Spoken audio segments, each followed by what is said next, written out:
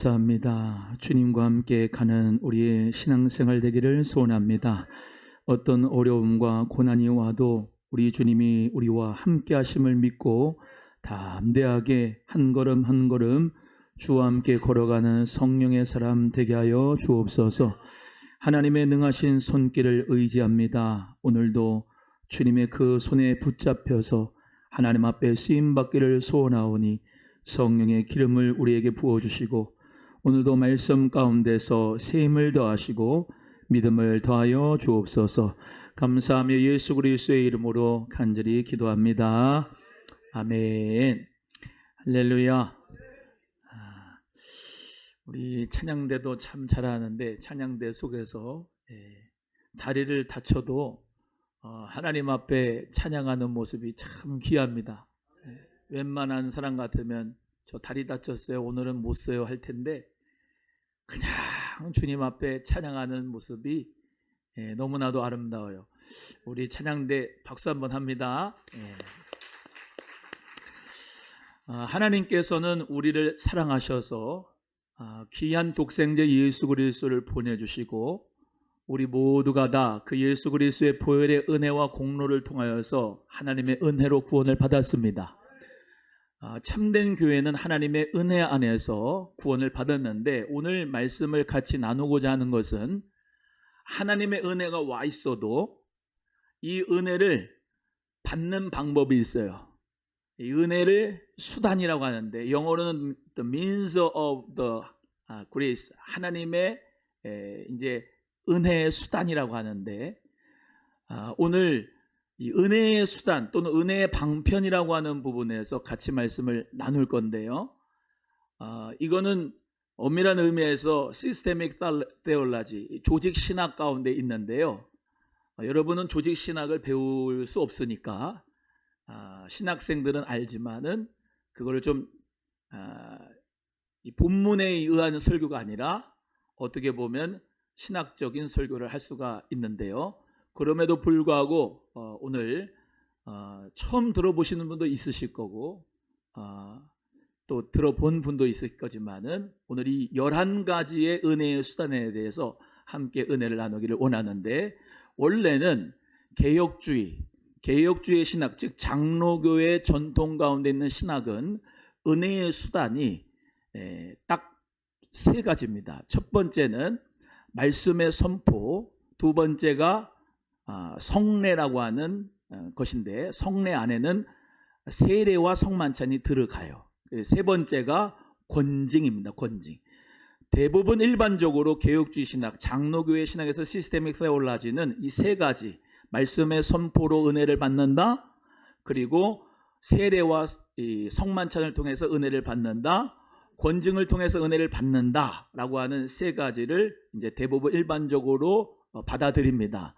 왜냐하면은 우리 성도님들은 많이 들어봤지만 이제 아브라함 카이퍼가 네덜란드 화란의 암스테르담의 설립자고 이제 정치인이면서 신학자면서 목사님인데 이분하고 거의 동시대를 살았던 이 아브라함 카이퍼는 교회의 실천적인 어떤 정치적인 그런 말씀을 많이 했던 분이고 헤르만 바빙크라고 하는 분이 있는데 이분은 조직 신학자였어요. 쌍벽을 이루는 분인데 이 헤르만 바빙크의 제자가 있는데 루이스 볼콥이라고 하는 분이 있어요. 근데 그 루이스 볼콥이 쉽게 말하면 개혁주의 신학이라고 하는 부분, 특별히 말씀의 선포와 같은 등등의 은혜의 방편이라고 하는 부분을 잘 정리를 하셔가지고 대부분 우리 같은 개혁주의 신학자들, 즉 이제 거기에 나온 목사님들은 전통적으로 이 3가지 말씀의 선포와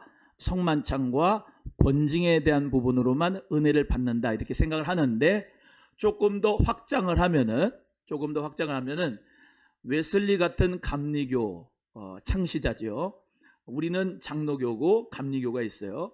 웨슬리 같은 감리교 창신자는 조금 더 확장을 해서 은혜의 수단에 대해서 말씀을 하고 있어요. 그래서 11가지를 저와 여러분 모두가 다 알 수 있는 시간, 또 그 가운데서 은혜의 수단을 통하여서 은혜를 충만하게 받는 저와 여러분 되기를 주님의 이름으로 소원합니다. 오늘 본문 말씀 베드로전서 5장 12절에 말씀하는 것대로 너희는 이 은혜에 굳게 서라 이렇게 말씀하고 있어요. 따라합니다. 너희는 이 은혜에 굳게 서라. 영어 성경에로는 stand fast in it 이렇게 되어 있습니다. stand 서 있어라, fast 굳게 in it 이 위에 은혜 위에 굳게 서 있어라 라고 말씀하는데 우리가 하나님의 은혜를 받았지요? 축도할 때도 우리 주 예수 그리스도의 은혜와 하지 않아요? 예수 그리스도의 은혜를 받았지요? 그 은혜를 받았는데 그 은혜 위에 어떻게 해야 된다면 굳게 서야 된다는 거예요. 은혜에 굳게 선다. 그 은혜 위에 굳게 서는 방법 중에 오늘 11가지에 대해서 같이 하나님의 말씀을 나눌 거예요. 시간이 되면 11가지를 다 하고 못하면 다음 주로 넘어가서 할 수 있습니다. 첫 번째는 말씀의 선포예요. 말씀의 선포는 시편 119편 105절의 말씀에 띄워주는데 한번 읽어보겠습니다. 시편 119편 105절 잘못 나온 것 같은데 주의 말씀은 내 발의 등이요 내 길의 빛이니이다 라고 말씀했어요. 따라합니다. 주의 말씀은 내 발의 등이요 내 길의 빛이니이다. 하나님의 말씀 선포의 가르침은 교회에서 가장 중요한 은혜의 수단이 됩니다. 그런데 말씀 선포와 가르침은 안수받은 목사님에 의하여 공식적으로 하나님 말씀을 가르치는데 그것뿐만 아니라 이 말씀의 선포는 성경 공부도 들어가고 또 교회 학교에 들어와서 성경을 배우는 것도 들어가고 성경에 관한 예수 그리스도를 믿는 사람들 기독교 서적도 들어가고 영적인 독서도 다 들어가고 개인적인 성경 공부까지 그 시간까지 다 들어갑니다. 그러니까 하나님 말씀의 선포라고 하는 부분은 우리가 은혜를 받는데 설교만 들을 게 아니라 하나님 말씀을 여러분이 읽고 또 여러분의 성경을 연구하고 탐구하고 그 성경을 여러분이 필사도 하고 성경 공부도 하고 또 여러 가지 기독교 서점에 나온 그 책들, 기독교에 관한 책들을 독서를 하면서 여러분은 은혜를 받을 수 있다라고 하는 것이에요.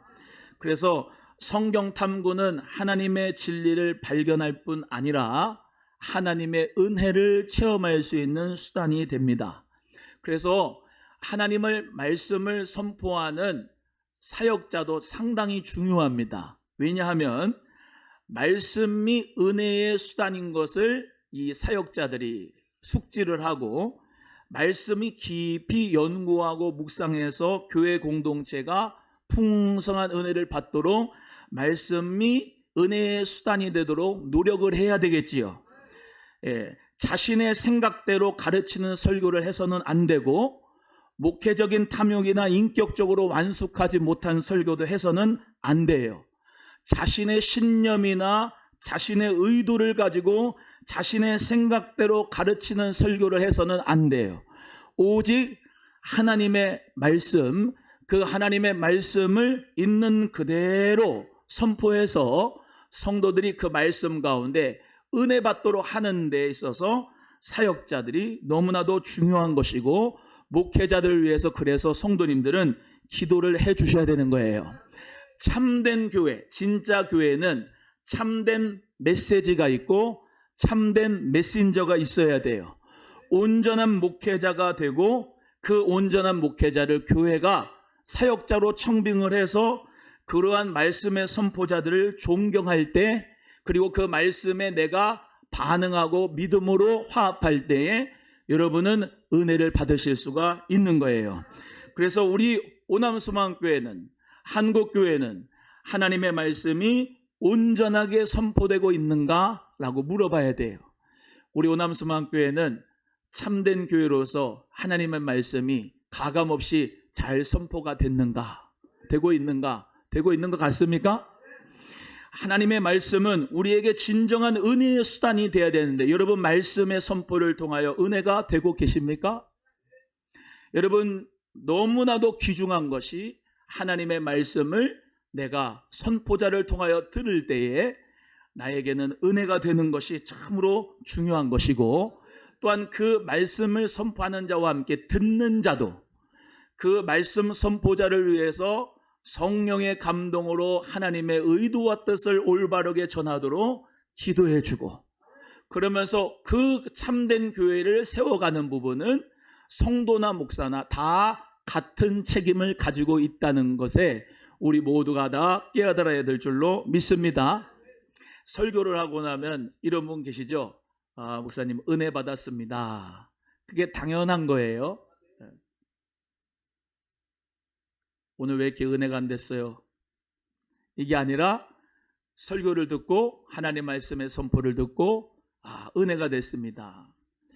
30년 40년 동안 신앙생활을 해도 제가 어떤 성도와 이렇게 대화를 하는데 한 번도 말씀에 대한 은혜를 받았다든지 말씀에 대해서 나에게 기쁜 찔림이 됐다든지 그 말씀이 나를 새롭게 했다든지 그렇게 말을 하는 분이 없는 분도 계시더라고요. 말씀에 대해서 정말로 은혜를 받고 있는가? 그게 참된 교회예요. 그래서 우리는 말씀의 선포를 통하여서 은혜를 받을 수 있다는 걸 사실 꼭 기억하시고 자주 말씀을 듣는 자리에 와야 돼요. 그리고 아까 말씀드린 대로 여러분이 직접 성경을 펴서 읽으셔야 돼요. 그리고 그 성경 말씀을 암송하시고 그 하나님의 말씀을 필사도 하시고 그 말씀에 대하여서 더 풍성한 기독교 서적도 읽어보시고 그리고 여러분이 성경의 진리를 탐구도 해보시면서 여러분의 개인적인 이 신앙생활이 하나님의 은혜가 왔지만은 은혜의 수단을 통해서 은혜가 굳게 여러분 가운데 서기를 주의 이름으로 축복합니다. 두 번째는 세례를 통하여서 은혜를 받을 수가 있어요. 마태복음 28장 19절의 말씀 읽어보겠습니다. 시작. 그러므로 너희는 가서 모든 민족을 제자로 삼아 아버지와 아들과 성령의 이름으로 세례를 베풀고, 우리 예수님께서 승천하시기 전에 부활하시고 난 다음 승천하시기 전에 마지막 당부하신 말씀이 이 말씀이에요. 너는 그러므로 가서 아버지 아들 성령의 이름으로 성부 성자 성령의 이름으로 세례를 베풀어라. 모든 민족으로 제자를 삼아라. 이렇게 말씀하면서 예수님도 교회에게 세례를 베풀라고 가르치셨습니다.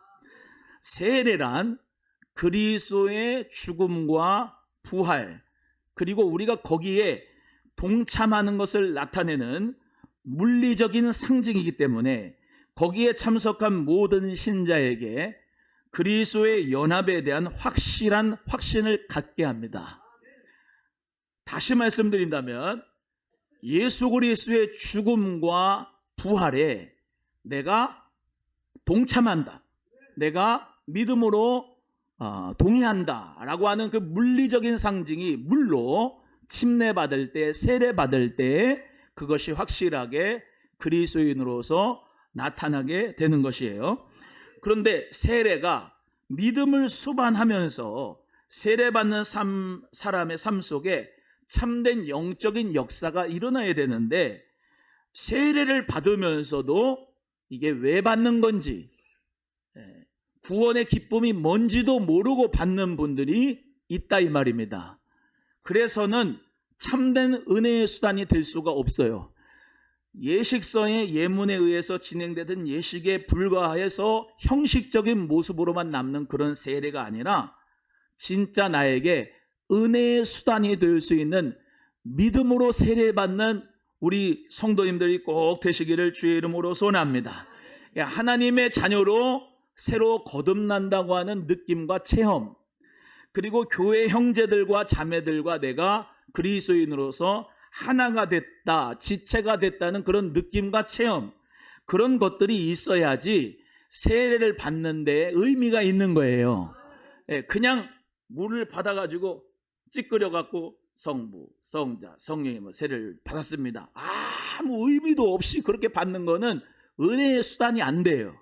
내가 진짜로 예수 그리스도의 십자가와 부활에 동참하고 그리스도와 나는 연합됐다라고 하는 마음으로, 원래는 세례 전에 침례라고 하죠. 침례교회. 그거 좀 껐으면 좋겠어요. 세례 대신에 침례라고 하는 부분, 침례는 뭐냐면 수면 아래로 내려가서 내가 예수 그리스도와 함께 죽었다는 겁니다. 그리고 다시 올라올 때 예수 그리스도와 함께 나는 다시 살았다는 거예요. 그래서 예수 그리스도와 함께 죽고 함께 살았다라고 하는 것에 동참하는 마음으로 세례 받는 거예요.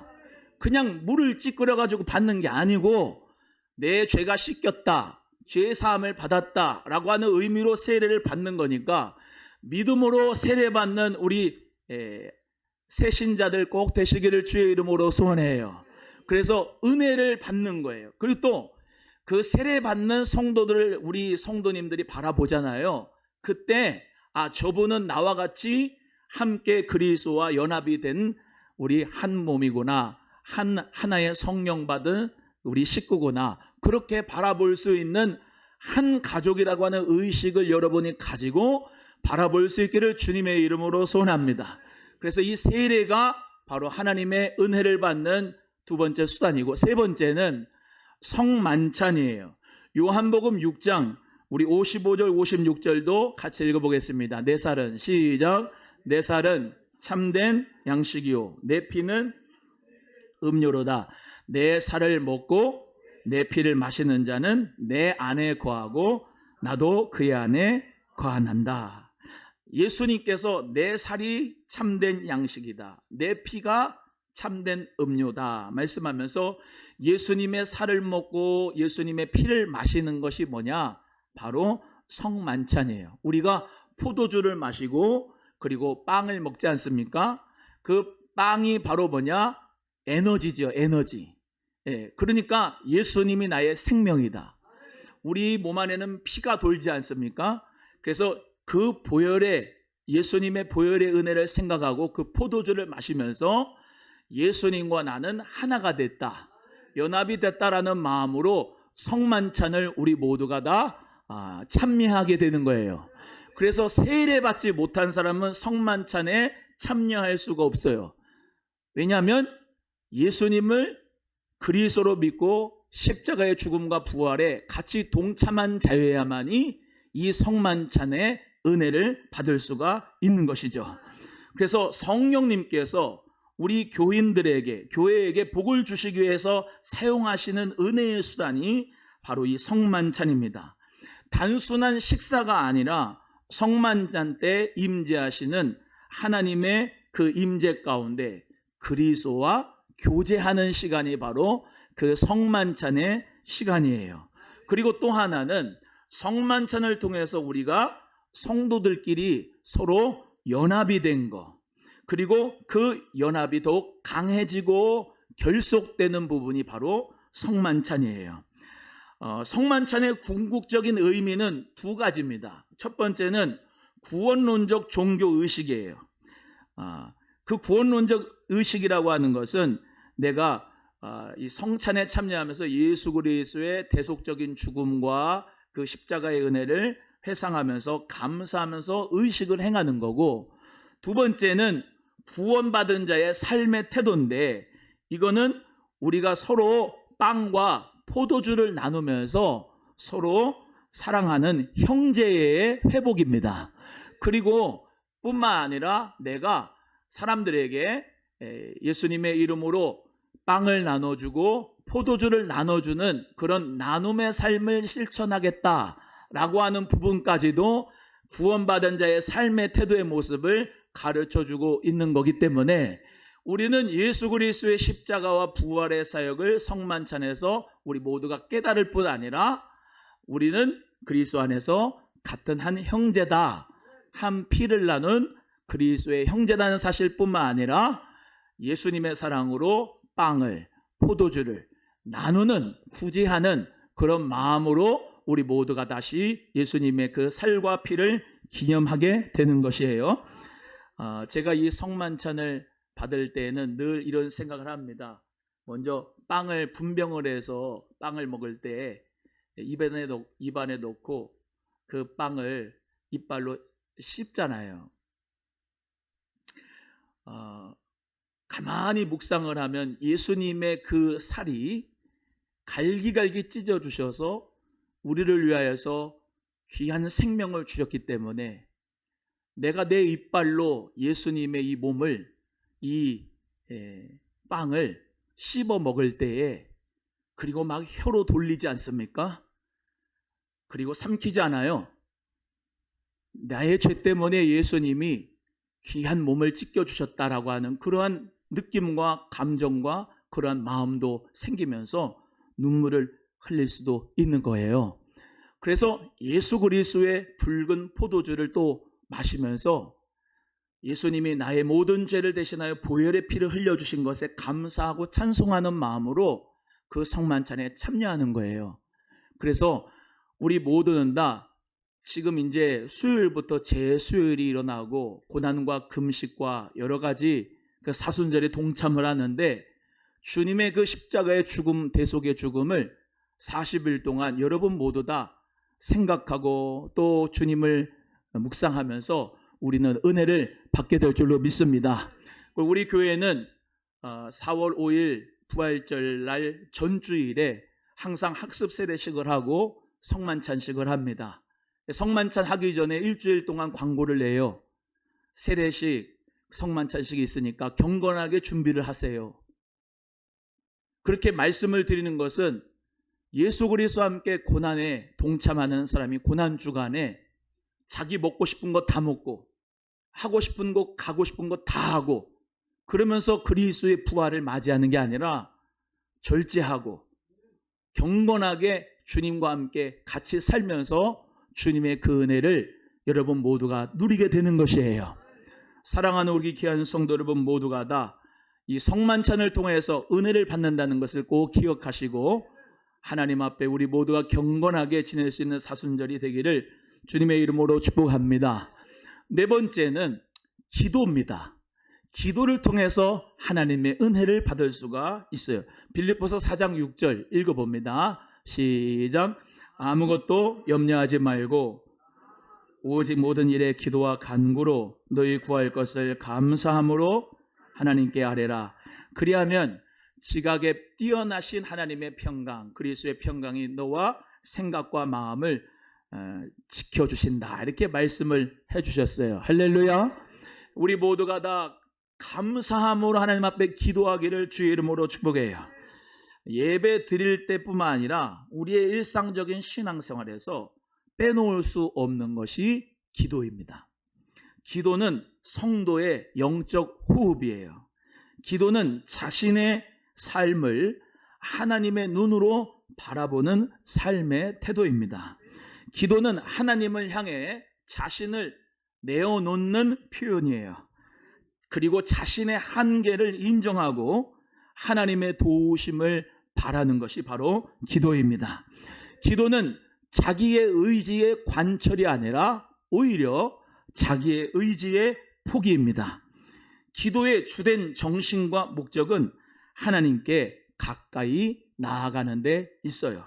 기도는 신자들로 하여금 자기 부정을 또 자기의 성결 그리고 자아의 성찰을 추구하는 데 신자들의 중요한 영성훈련의 수단입니다. 또 기도는 성도의 영적인 성장과 하나님의 은사를 얻는 데 필수적인 수단이에요. 따라합니다.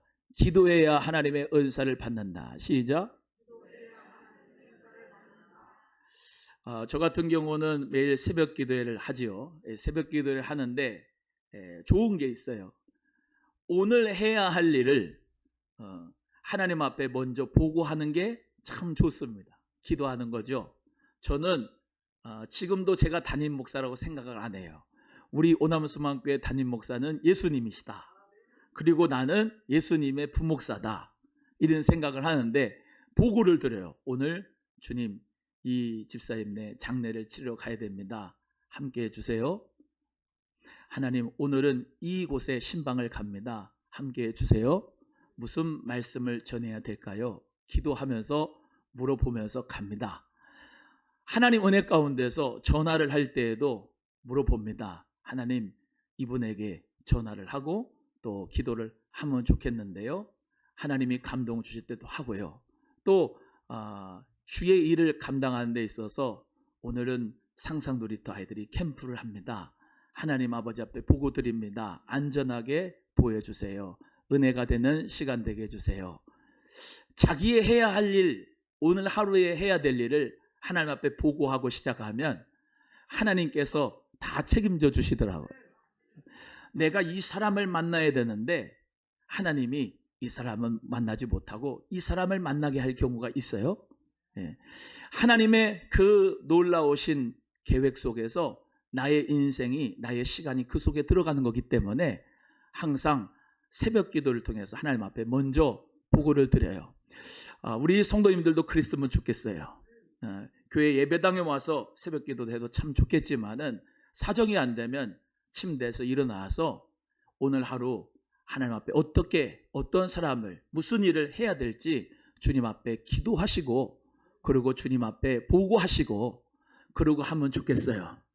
그러면 하나님의 은혜가 여러분에게 넘치는 신앙생활이 될 줄로 믿습니다. 다섯 번째는 예배입니다. 예배, 요한복음 4장 24절, 예배를 통해서 은혜를 받아요. 같이 읽겠습니다. 시작. 하나님은 영이시니 예배하는 자가 영과 진리로 예배할지니라. 아멘. 예배는 우리가 진정으로 하나님께 나아가서 하나님에게 영광 돌리고 주님에게 경배 드리고 주님 앞에 찬양 드리는 삶을 우리 모두가 예배로 드리는 것이죠. 그래서 교회에서 가장 큰 은혜의 수단이라고 할 수 있는 부분이 바로 예배입니다. 하나님은 참된 회중의 예배를 통하여 그의 백성에게 개인적으로 또는 단체적으로 큰 복을 주십니다.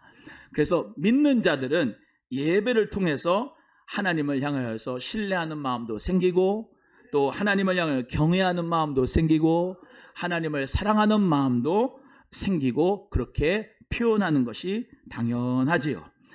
예배를 통하여 예배자는 영혼의 에너지를 공급받는데, 저는 우리 성도님들이 다 그 은혜가 있으면 좋겠어요. 주일날 와가지고 대부분 성도님들이 예배 때 은혜를 받으셔가지고 나갈 때는 환한 모습으로 그 영혼의 에너지를 받아서 나가는 게 느껴져요.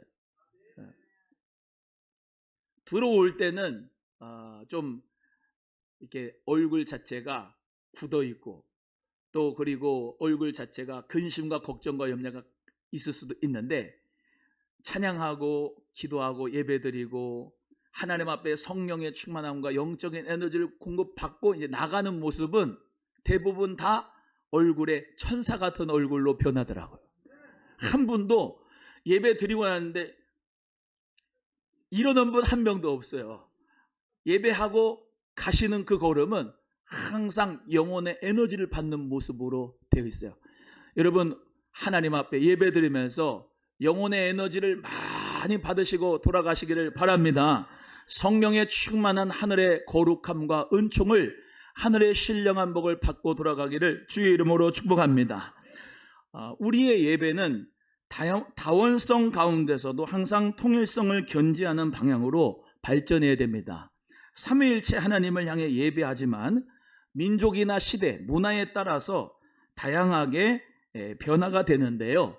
특별히 요즘의 현대 예배는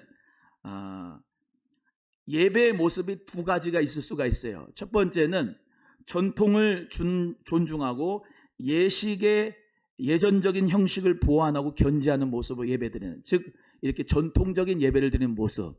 그 두 번째는 과거의 이 전통을 예전적인 모습으로 예배드리는 게 아니라 조금 자유롭게, 그러한 예전적인 중심에서 벗어나 좀 자유롭게 예배드리는 부분이 있는데, 두 가지 부분도 다 중요합니다. 딱딱하게 전통적인 예배를 드리는 것도 이제 지금 현대 예배 속에서는 좀 기피하죠.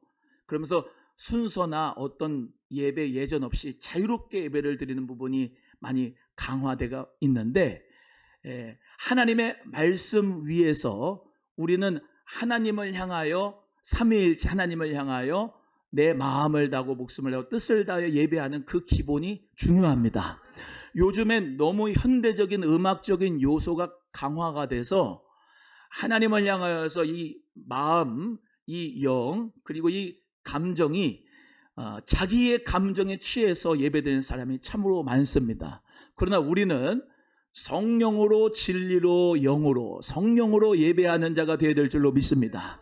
그래서 하나님의 말씀, 그 말씀 위에서 그 뿌리를 두고 건강한 예배를 드릴 수 있는 우리 교회, 한국교회가 되어야 될 줄로 믿고, 여러분 우리 모두가 다 전통적인 부분에만 고수하는 그런 사람도 문제가 되지만, 너무 자유롭게 어떤 형식도 없이 예배를 드린 부분도 문제가 있기 때문에 우리는 하나님 말씀에 기반을 두어서 하나님께, 성부 성장 성령 하나님께 찬양과 영광을 온전히 드릴 수 있는 그런 믿음의 예배자가 꼭 되시기를 주님의 이름으로 소원합니다.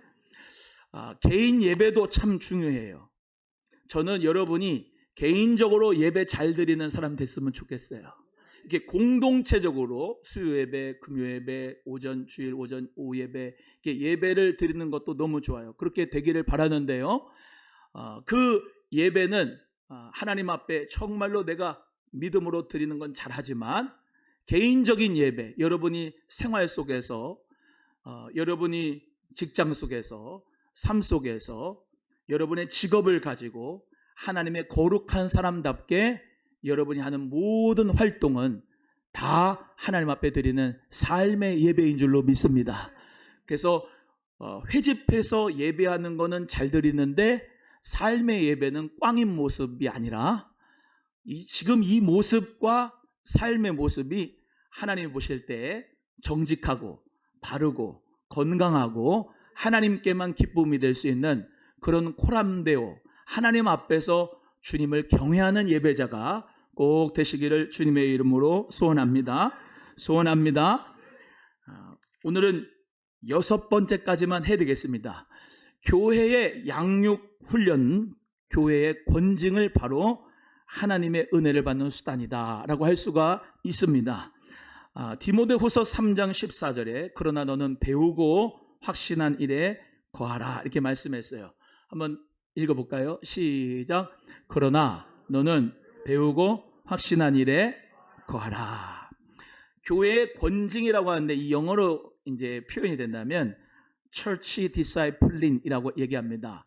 그걸 그냥 원문 번역을 하면 교회 제자, 교회 제자와 교회 양육, 이런 말로 표현할 수가 있어요. 그래서 우리가 교회의 양육 훈련과 권징이란 말이 같은 것이라고 생각할 수 있는데, 교회의 순결을 유지하는 것, 즉 이단이 들어오지 못하게 하고 사이비가 들어오지 못하고, 여기서 예를 들면 신천지가 왔어요, 또는 하나님의 교회 신자가 왔어요. 그러면 교회에 권징을 하는 겁니다. 당신은 이 교회에 들어와서 예배 못 드립니다. 또는 예수 그리스도를 믿는 여러분 가운데 도덕적인 흠결이 있어서 교회에서 어떤 음란의 역사가 있었어요.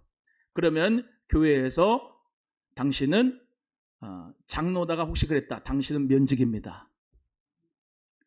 또 성찬에 참여해야 되는데 술 퍼먹고 성찬에 참여하는 게 누가 얘기해줘서 알려줬어요. 당신은 수찬 정지입니다. 6개월입니다. 이런 권징을 통해서 교회의 순결을 유지합니다. 거룩한 삶을 권장하는 수단이 바로 은혜의 수단이라고 할 수 있어요. 요즘에는 죄송합니다, 지들 마음대로 옵니다.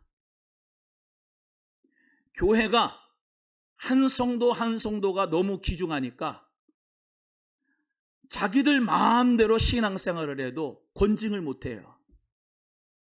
교회의 제자 양육과 훈련을 받아야 되는데 받지 않는데도 그냥 대충 해서 직분을 줘버립니다.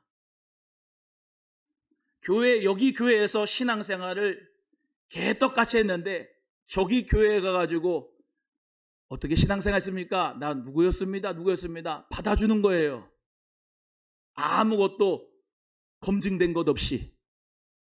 그러니까 교회가 점점 신앙과 경건의 은혜를 잊어버리는 거예요. 은혜의 수단이 바로 이 처치 디사이플린, 교회의 제자, 양육훈련, 권징이 반드시 있어져야 돼요. 교회에서 도덕적 순교를 증진시키고 그리스도의 영광을 나타내게 해야 됩니다. 교회의 권징을 주님께서 주신 성가신 짐으로 생각하지 말고 하나님의 복주심이 교회에게 임하게 할 수 있는 은혜의 수단으로 생각해야 됩니다. 요즘에는 양육 프로그램이 많이 있어요. 제자 훈련 프로그램이 많이 있습니다. 그런데 어떤 또 병폐가 있느냐면 이 사람은 제자 훈련을 받았어요. 그래서 같은 기술이에요. 같이 친해져요. 같이 카페도 가요. 그런데 제자 양육을 안 받은 사람은 너는 우리 기수 아니지. 너는 미셔널 처치도 공부 안 했지. 그러면서 패를 갈라요.